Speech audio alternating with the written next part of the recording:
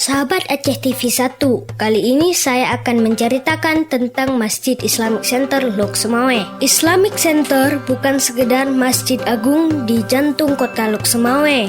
Bangunan ini punya ragam fungsi lainnya untuk tujuan pengembangan dan kajian Islam di bekas negeri Samudra Pasai. Dibangun sejak 2001, Islamic Center sempat beberapa kali mangkrak. Kini masjid dan ragam fasilitas lainnya telah selesai, menjadikannya sebagai ikon kota Lok Semawe. Tempat ibadah 3 lantai ini mampu menampung 10.000 jamaah. Adapun fasilitasnya berupa perpustakaan, wisma tamu, madrasah diniyah dengan 12 ruang belajar, 2 ruang laboratorium, dan masih ada beberapa fasilitas lainnya. Masjid yang menjadi ikon kota Lok Semawe ini berdiri di area seluas 16.475 meter persegi. Banyak wisatawan yang berkunjung ke Lok Semawe mampir ke Islamic Center untuk sekedar mengagumi keindahannya yang mengadopsi kemegahan masjid-masjid di Timur Tengah. Masjid Islamic Center Lok Semawe berada di Tengku Hamzah Bendahara, Simpang 4, Kecamatan Banda Sakti, Kota Lok Semawe, Provinsi Nagro Aceh Darussalam. Masjid ini berdiri dengan megahnya di Kota Lok Semawe dan menghadirkan nuansa Timur Tengah yang sangat kental. Berdirinya Masjid Islamic Center ini membangkitkan kembali nuansa kental dari Kerajaan Islam Samudra Pasai yang pernah menjadi kerajaan Islam pertama di Indonesia. Beberapa tahap juga dilakukan untuk membangun Masjid Islamic Center ini, dimulai dari pembangunan struktur utama masjid yang begitu besar dengan kubah-kubahnya yang juga sangat mengagumkan.